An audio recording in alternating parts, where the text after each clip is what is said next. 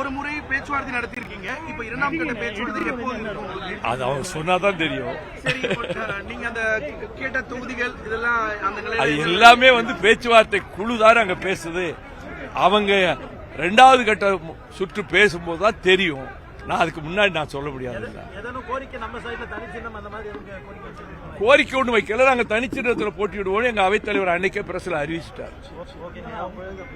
பிரதமர் மோடி இன்றும் நாளையும் தமிழகம் வர இருக்காரு. ஏற்கனவே முதலமைச்சர் சொல்லியிருந்தாரு, எத்தனை முறை மோடி தமிழகத்தில் கால் பதிச்சாலும் இங்கே பாஜக கால் விட முடியாதுன்னு சொல்லியிருந்தாரு.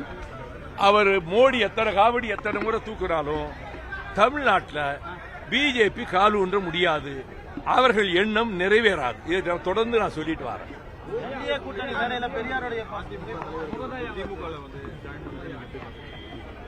அது அவங்க எடுத்துக்க முடிவு. அதை பற்றி நான் ஒரு கருத்து சொல்ல வைக்கிறேன். என்டிஏ கூட்டணி மாநாட்டுடைய பந்தல்ல பெரியாருடைய புகைப்படத்தை பயன்படுத்தியிருக்காங்க.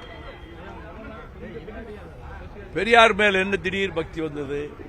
தந்தை பெரியாரையும் அவருக்கு அமைக்கப்பட்ட திருவுருவ சிலையையும் அவமதித்து அந்த பிஜேபி தரப்புல இருந்து என்னெல்லாம் பேசுறாங்க, என்னெல்லாம் இழிவுபடுத்தி பேசுறாங்க. அவங்க இன்னும் பிஜேபியினுடைய முன்னணியில் தானே இருக்கிறாங்க. தமிழ்நாட்டு மக்களை இப்படியெல்லாம் ஏமாற்ற முடியாது.